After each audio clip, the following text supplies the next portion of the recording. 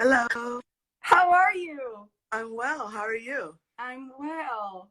Good. Everyone, this is Hayes Hawk. And Hayes, you are an advanced doula, student midwife, Hmm. life coach, spiritual mentor, mama, all of the things. All the things. And we are so honored to have you here with us today to talk about ancestral technology in pregnancy, birth, and beyond, specifically African ancestral technology. Wow, that's And an amazing name. I am so excited because we have so much to learn from you today. Oh, thank you. So thank you for being here. I'm so happy to see you guys joining us. I might actually, I'm going to turn off the comments so that they don't scroll over your face. But if you guys want to leave us questions, you can do so in the question box. So, oops, which I just accidentally opened. Oh, Hayes, you're going to have some patience with me because I'm a bit of a mess when it comes to technology. But there we go. You did it. I did it. Um, so we're gonna dig into your journey specifically, which I am really excited to do. But I figured it would be good to begin with some history, Okay.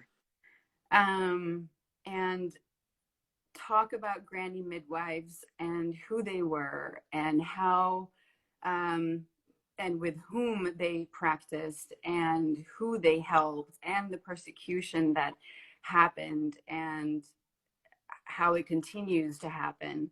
But I would just love to hear a little bit about that from you. And I found a very short quote here by Shafia Monroe Love her. that really stood out to me. Yeah. She said, one of the darkest moments in US history was the systematic eradication of the African American midwife from her community, resulting in a legacy of birth injustices. I would agree. Yeah. Hmm. So with that, would you mind sharing with our followers, the people that are with us today and who will be watching this, um, a little bit about the history?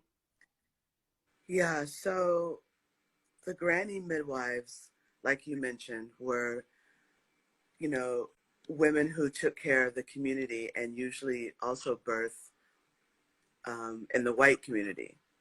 It's Right. something that's, since slavery was done, but the knowledge was kept and honored, and everything from the herbs to the traditional ways, all of that was kept. When it was eradicated, the beginning of that whole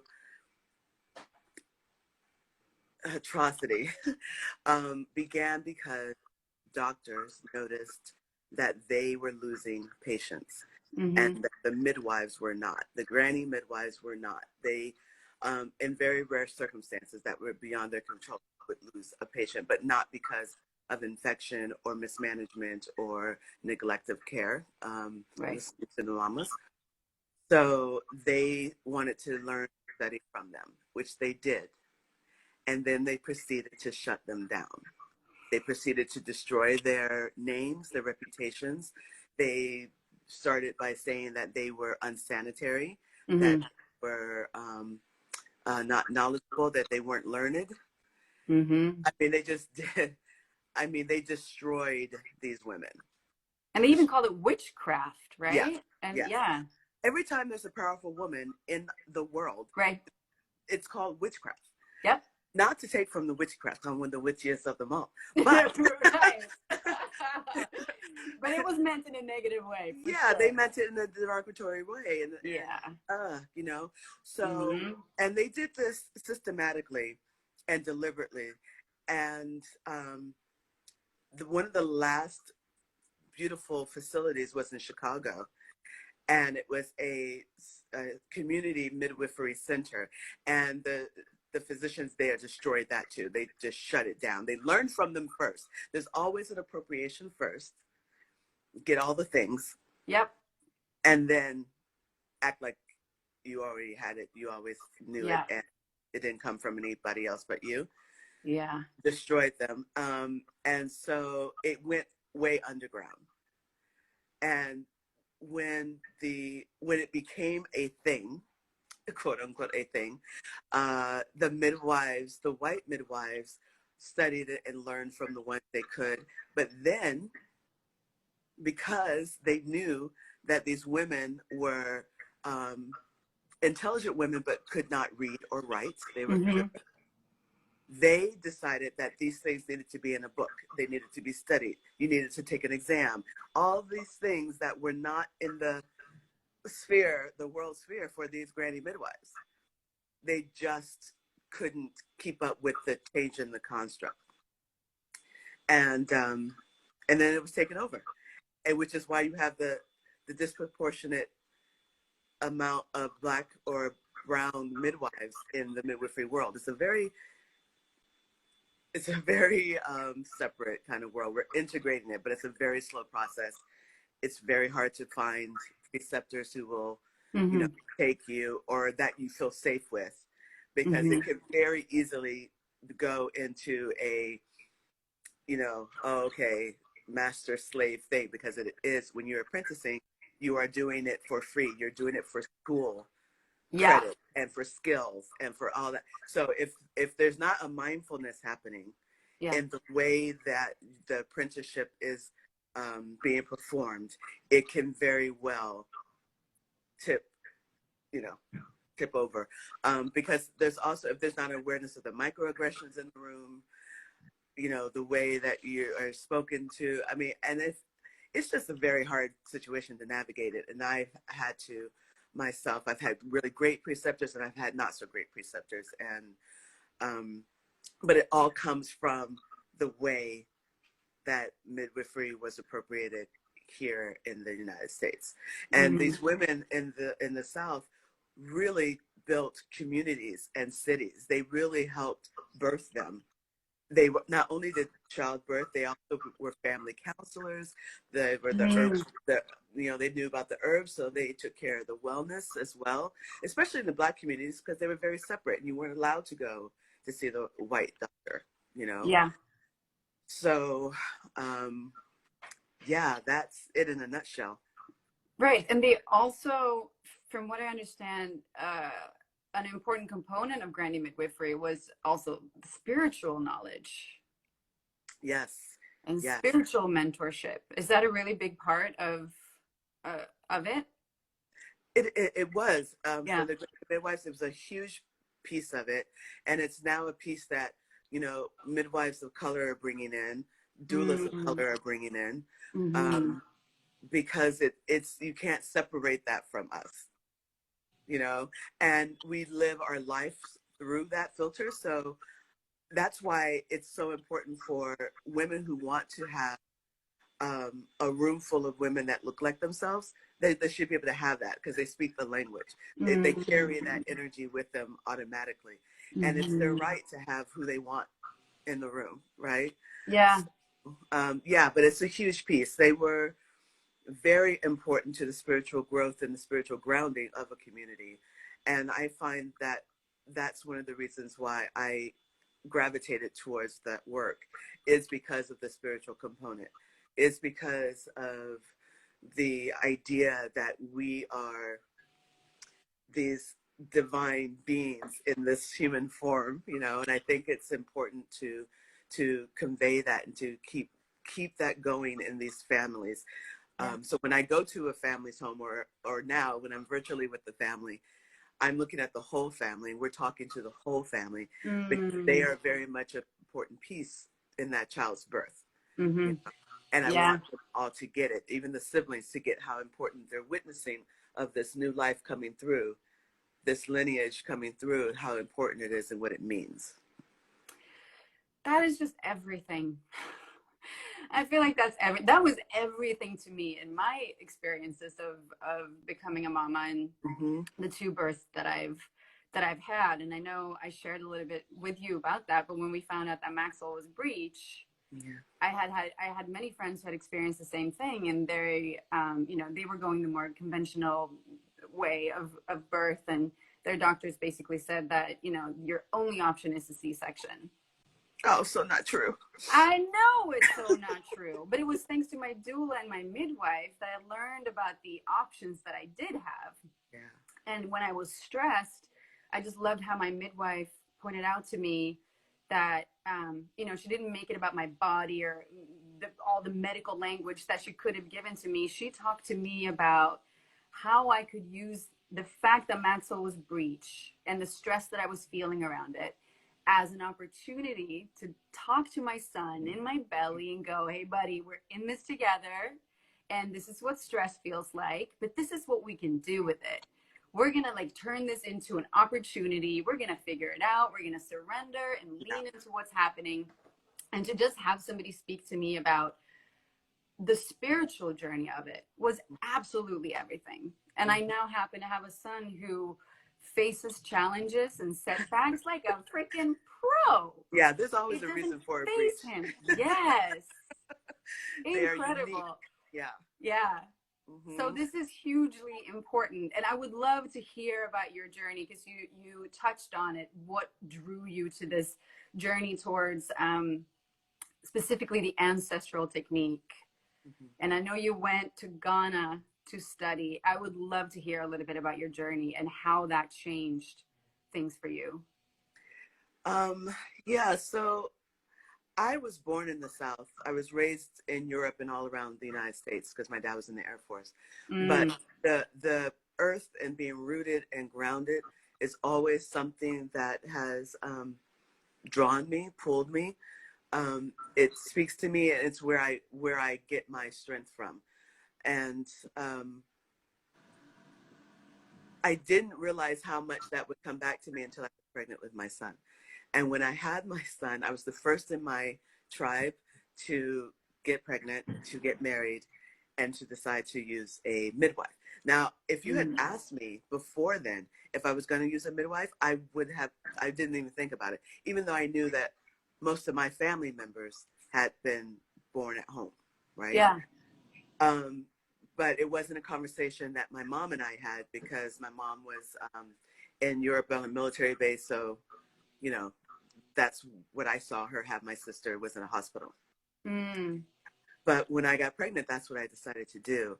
And, um, and being grounded in my practice and learning more about my history and understanding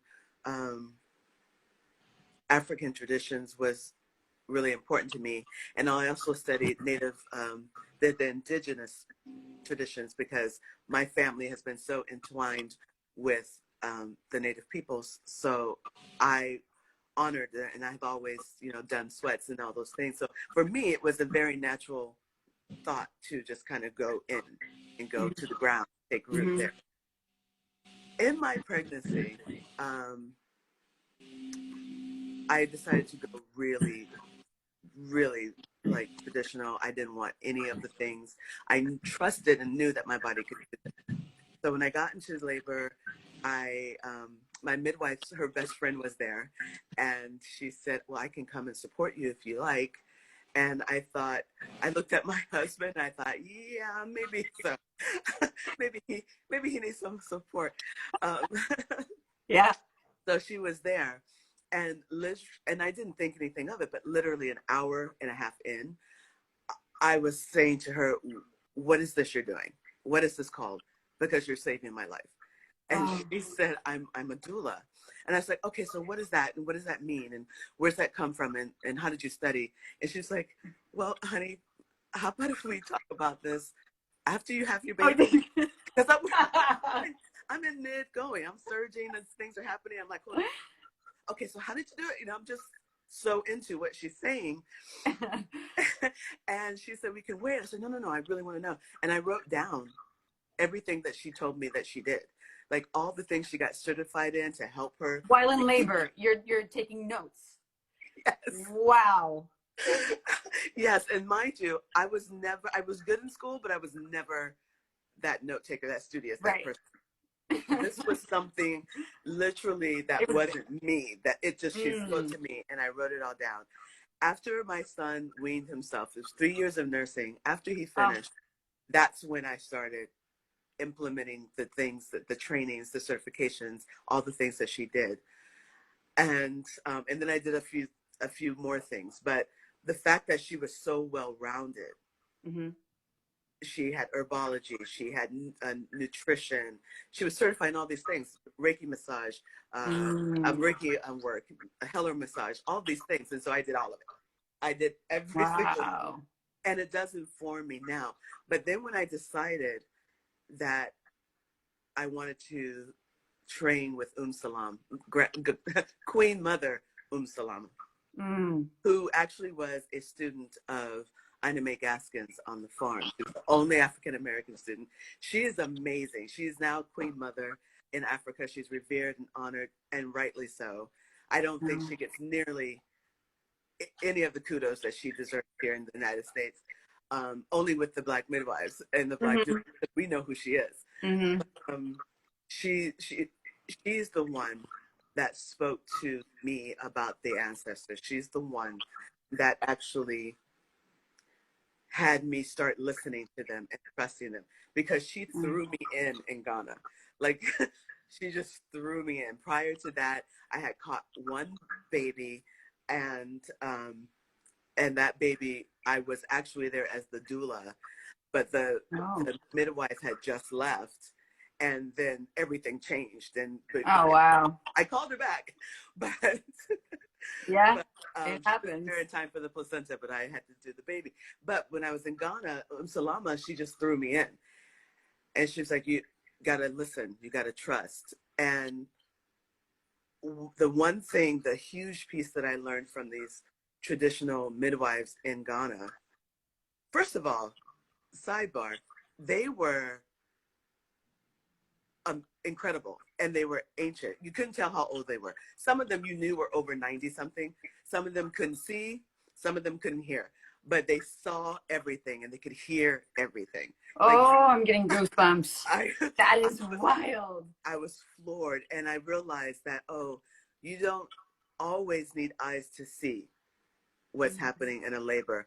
And so you know, I can sometimes know there's a cord. I can know that the baby's asynchronous before we have the signs that they are. I'm hearing it or I'm feeling it. And Mm. that is something that she taught me there, and they taught me, because some of the women who couldn't see could see everything. They used their hands to feel everything. Their sense of smell was, they could smell mech. You know, Yeah, that's a very hard thing to smell meconium, unless you're putting your nose up into it. yeah, But yeah. they could do that. And the ones who couldn't hear could see deeply, and they could feel deeply. And then watching them work together, there was hardly any speaking. It was all telepathy. Like they didn't have to speak. Wow. They knew each other so well, and they knew what was happening, that they were just Mm-hmm. Effortless. effortless and in tune and listening and trusting. And so sometimes when I'm speaking to my clients in labor, sometimes it's me and sometimes it's not me. Sometimes it's a voice through me. Sometimes it's their ancestors, because I can tell you, these rooms get really crowded. I Like bet they do. I'm like, do you have a great great grandmother named so and so? Because they're right there. You know, you can see them, you can feel them, and if the mom's grounded enough and in tune enough, she can too. She can access too. And some of the things that I do prenatally are about getting moms prepared and in tune that way, so that they can hear and Yeah. listen, and be able to speak to their babies, to know what their babies need them to do. Wow. Right. Yeah. So that's why midwifery is so amazing, because it's a mother-led craft. You know, Mm-hmm. we're not leading. We're No. there just Yep. in case, and the mom's Right. leading. And if she can lead and trust her intuition, how beautiful is that? And if she can listen to her guides and her ancestors and spirits, how beautiful is that? How empowering is that? What a beautiful rite of passage. Incredible. What keeps showing up in my mind is like I see what you're talking about and feeling it, and then next to it is the birth world in hospitals, which by the way can be absolutely amazing. And thank Mm-hmm. goodness I ended up at the hospital with Maxwell and had a beautiful experience. So no, Yeah, no, you can you know, definitely no, yeah, take this experience in a hospital. for sure. But you just look at that, and I don't know how high is the cesarean rate in the U.S. I don't know Oh, what the percentage darling, is, but it's we're like number 50, 51. It's bad. We're bad. it's It's through bad. the roof. It's And through the there's roof. because it's doctor led births and not mother led births. And Mm-hmm. I feel, and again, cesareans, thank God for them because they can be life saving When they're often, a needed, lot of the yeah, time when when it's it is appropriate. necessary. But it is pushing a lot of mamas that do not need. Uh, you know, and when you look at these two pictures next to each other, it's just baffling how Yeah. far off we've gone, Mm-hmm. and that innate wisdom that you're talking about and the guidance is like it's here for all of us. It's not just for a few select Yeah. people, you know. I really believe that. Okay, this is my theory, my thought. Yeah. Once birth and death were removed from the home, they became this mystery somewhere out here in the ether, some this Mm-hmm. unknown scary place. So now it's surrounded by fear. Mm-hmm. When birth and death were in the home, it was life. It was Mm. viewed as life and normal and Yeah. not frightening. And now, you know, because of that, there's no kinship with it. There's no relationship with it. And so everything occurs as not normal and scary, very, life altering and Mm-hmm. bad, right? Mm-hmm. And it's not, it's just life. It's Yeah. the both of them. And for me, seeing life and death, because I'm also a death doula, Oh wow. yeah, is, it's that same breath. And it can Yeah. be that same celebration even in the midst of tragedy, even in the midst of you know extreme sorrow and grief. Mm-hmm. Honoring the life is the key, Mm. and I really think that's why people rush to hospitals, because the normalcy of life and death is gone Yeah. because it's not in the home. When I travel to other countries, and I travel a lot because I love studying midwifery everywhere and Mm. herbology everywhere. So from Cuba to Italy to Mexico, in Costa Rica, I've just traveled. Wow. The beautiful thing about other countries is they have generations in their home. Yeah. Life and death happen in their home. There's a normalcy that is expressed. So for them to go to a hospital for birth is a different languaging.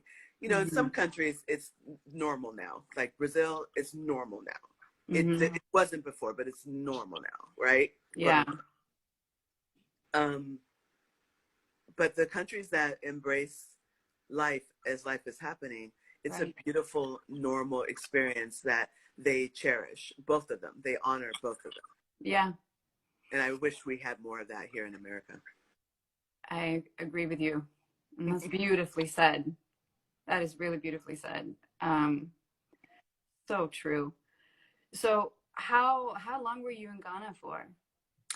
I was in Ghana the first time I went. I was there for 6 weeks. When I went with Salama, it was a program called Midwives on the Move, Wow. and I believe that program is still in place. And I know that Salama is in Georgia. She's in Atlanta working with Karina. I wish I was there working with her too. um, but yeah, I was there for 6 weeks. We were in Accra, we were in uh, Kamasi Aprudunka is the village that we were in the most. Mm, But I got to travel around a lot and see a lot of villages and see how their hospitals are run. And it's some of the times that I was there, I would leave where we were staying because I was the one on call, and I would travel down to the hospital in the dark with a flashlight. I know, crazy. And I would get there, and sometimes it was a beautiful experience. Sometimes it was a heart wrenching experience. mm, I saw things in Africa, in Ghana, in the villages that I will never have to see here, which is a blessing, you know, Mm, because we have a lot more available to us. And mm, one of the things that I wanted to make sure I did when I was there was learn from the midwives who were there, mm-hmm. learn about how their nutrition and what they used and how they sustained themselves with hardly anything. Right. Because there was truly hardly anything. And some of the reasons why it was heart wrenching was, you know, there was one incubator, but it wasn't plugged in. It didn't work. There was no electricity. Sometimes there was oxygen. Sometimes there wasn't. Oh, wow. Sometimes we had, you know, when I went, I brought lots of supplies and equipment, lots of things with me in Mm, trunk, you know, um, because there's not much there and you just never know. But they would make do with what they had. And, you know, I saw midwives grab, you know, different herbs and things off of the, you know, out of the ground to use, and it worked. So who was I to say, that's unsanitary, don't do that? It mm, totally worked. I watched it and I was just like, okay, what was that? yeah. What's the equivalent of that in America? You know, just trying to figure these things out, and how they treat moms who bleed too much, how they treat moms who are anemic. How do they do this? So they're doing it just with herbs, plants, food, you know. Yeah. Incredible. So what would you say is the, if we compare midwifery care here with African ancestral technique, like what are the differences, or rather, what does the ancestral technique add to more conventional midwifery care, if You know, I that's the don't know. right term for it? I don't know if it's ancestral technique. I doubt they would call it that, but Okay. I think it's more of the honoring, ancestral honoring. You know, I Mm, think the difference is that they honor the wisdoms of their tradition, mm, their culture. They yeah. honor it, and I pray that I continue to do that too. And Mm, I think the more that we honor the root of where we come from, the better we show up, yeah. the better we are as people, and the better caretakers we are, caregivers. Yeah. You know, yeah, I would say that that would be the main piece, and the idea that it's a normal experience and there's no Mm-hmm. need to do anything. Mm-hmm. You know, I watched those women just basically sit around. The things that they would do would be touch the mama. If the mama wanted to be touched, they would touch her. Right. They would rub that belly, massage that baby out. Mm. You know, they would give her foot rubs and massage with all the shea butter in the world. Ah, And it is was that just so much love and so beautiful. And then outside somewhere down, you can hear people singing and music, holding space for what was happening with this woman. You know, yeah, so amazing? beautiful.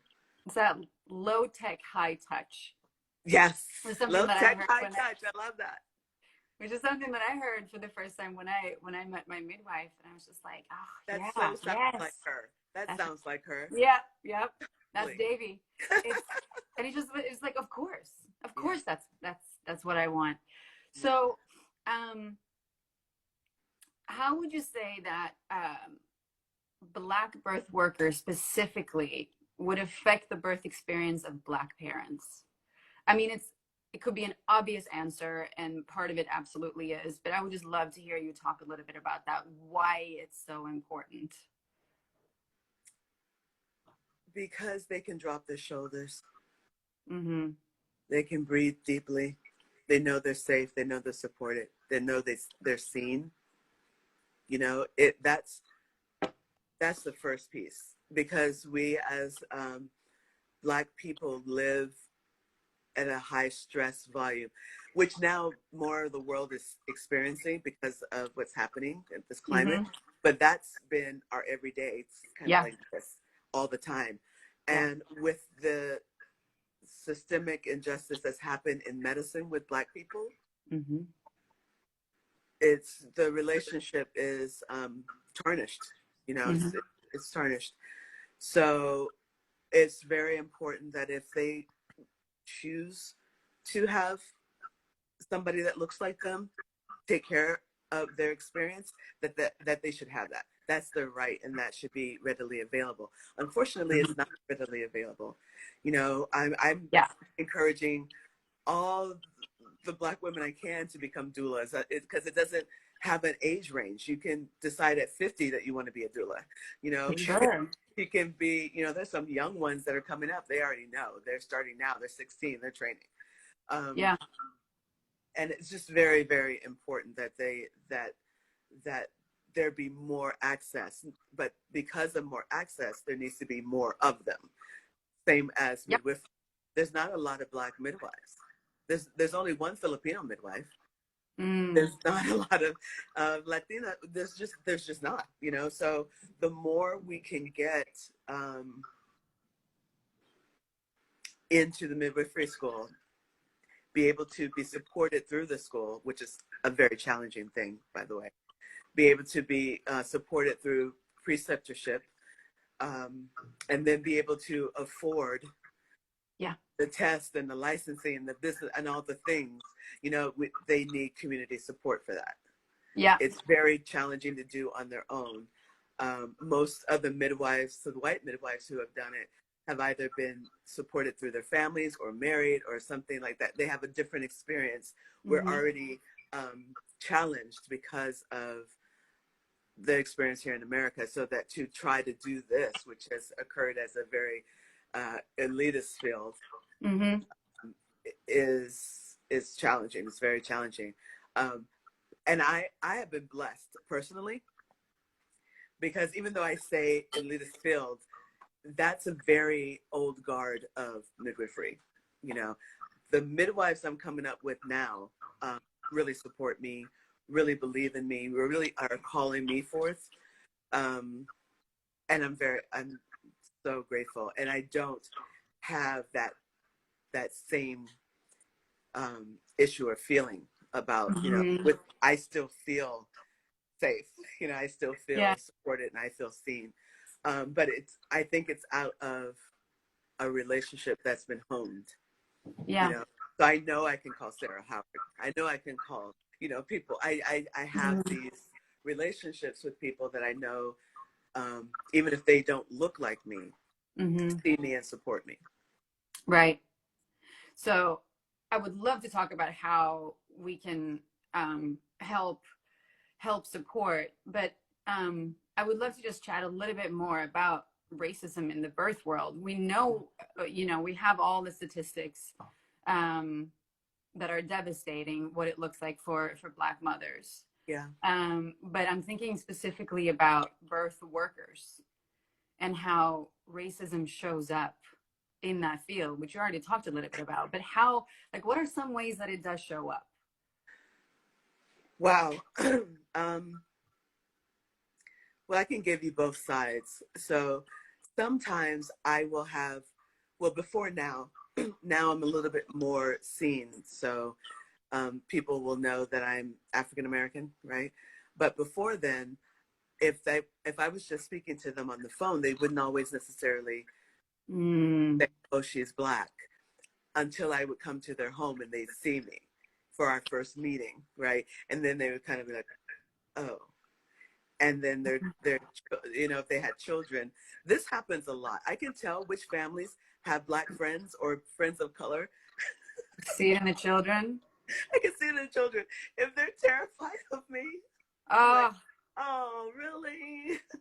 Um, yeah, wow. but sometimes they're not expecting it, and maybe I've been the first Black person in their home, Yeah. you know. Yeah. And usually I don't get those jobs, which is great because that's not an energy I want to be in. Yeah. But in the hospital world, how that shows up is that when I bring in families, if a family of color gets treated differently than a family that's not of color. So they will ask different questions on the intake. My families that I bring in that are of color get asked so many questions, from, are you on drugs? Have you used drugs? Do you sell drugs?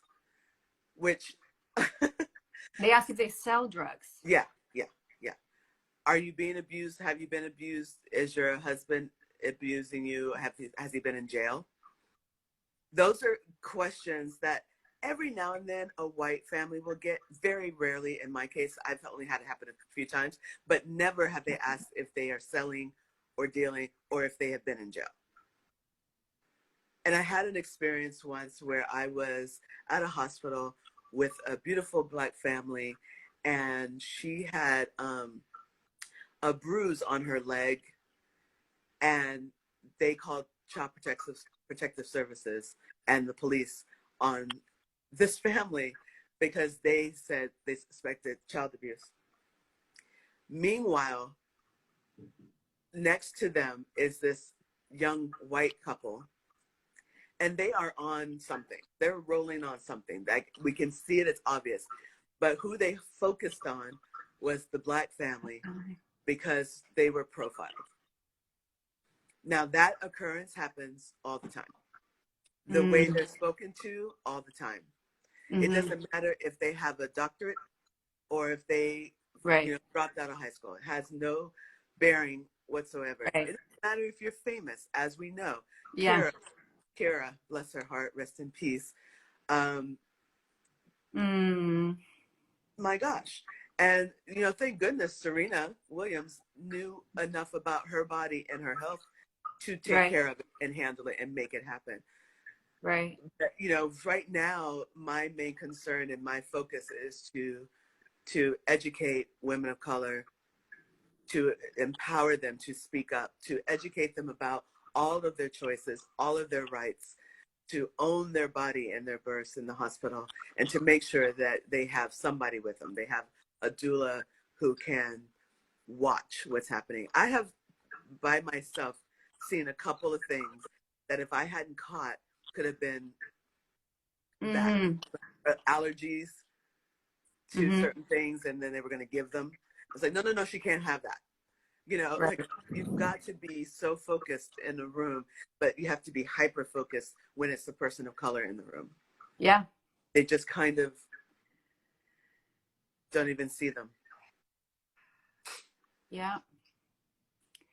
So what are things we can do to support, to make sure that more Black women or women of color can get their education, whether that's doula or midwife education? How can we support in making that happen? There are lots of organizations that support exactly what you're talking about. So I know that Californians for the Advancement of Midwives is doing the most that they can do to support that. There's several, like you mentioned, Sophia Moreau.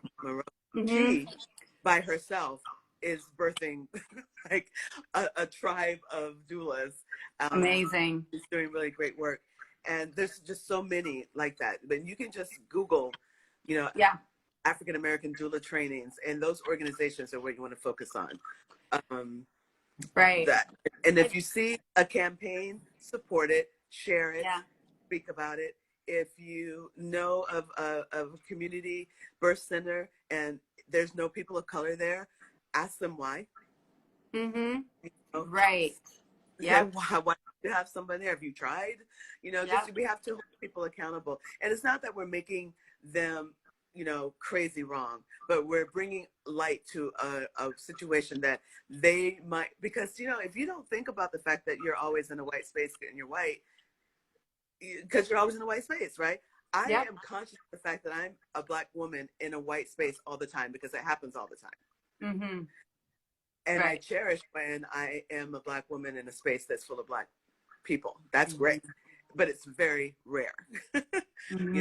So to have that conversation, because a lot of midwives, when they have people come in, they don't have anybody on staff that looks like them. There's nobody in the room that looks like them. And that could just change a huge piece, But that piece comes with the need to study and educate yourselves on what that means and what that looks like. Absolutely. Yeah. Those are great steps. And then also, we're starting to have these conversations. So whoever is on here with us right now, spread the word.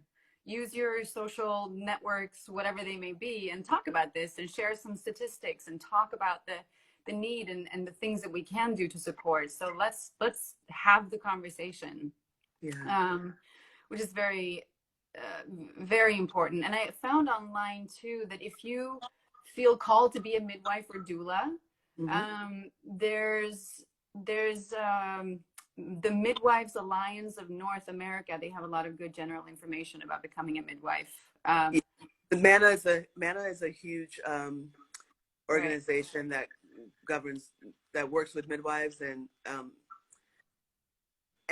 is trying to implement these same things that we're talking about. Yeah.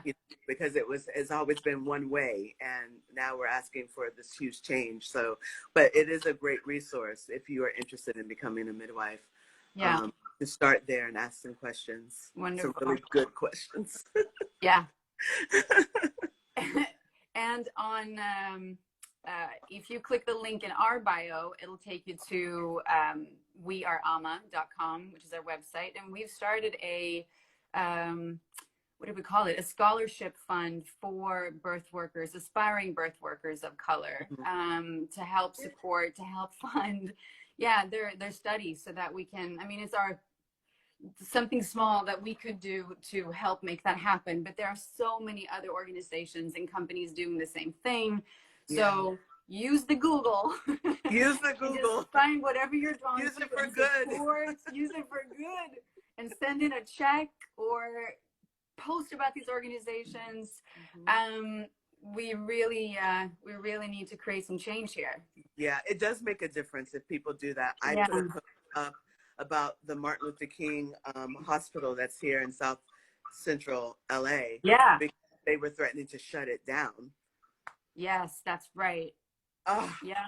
They were going to stop the funding, and it was a promise that was made to that community. It's important because there's no hospitals there that will meet the needs of these Black and brown people that are down there.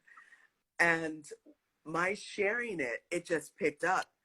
I'm so adamant because I take people there. It's a great facility. They do great work. I hope it doesn't shut down. I don't know what Governor Newsom's going to do now. It was kind of put on hold, but I'm praying that it stays open and that whatever they need to do structurally to make it happen, if they need to make a change in the guards, do it. Do whatever you need to do to keep it viable and open and there as an asset, please. Yes. Hayes, how can we support you or follow you? Where can people find you? I don't have a website. What? I know. Gosh, I haven't had one for decades. I am on Instagram at I am Hayes Hawk Rosen, and on Facebook at Hayes Hawk. I probably will end up getting a website, but right now, those are the places you can find me. That would be amazing. But that's where you guys can find her. You're too busy to create a website. Yeah. Oh my gosh, yeah, I don't have time. Too crazy. Somebody's gonna have to do it for me. Somebody has to do it. Well, maybe somebody here. Step up, reach out to Hayes and create a website. I appreciate your time so much and everything that you've shared with us today. I wish we could go on for hours, and I really do hope that I get to meet you in person someday. I hope we do. All of this is over. Yeah, but I keep hearing so many amazing things about you from my doula, from people in the birth world and other people. And you are truly loved.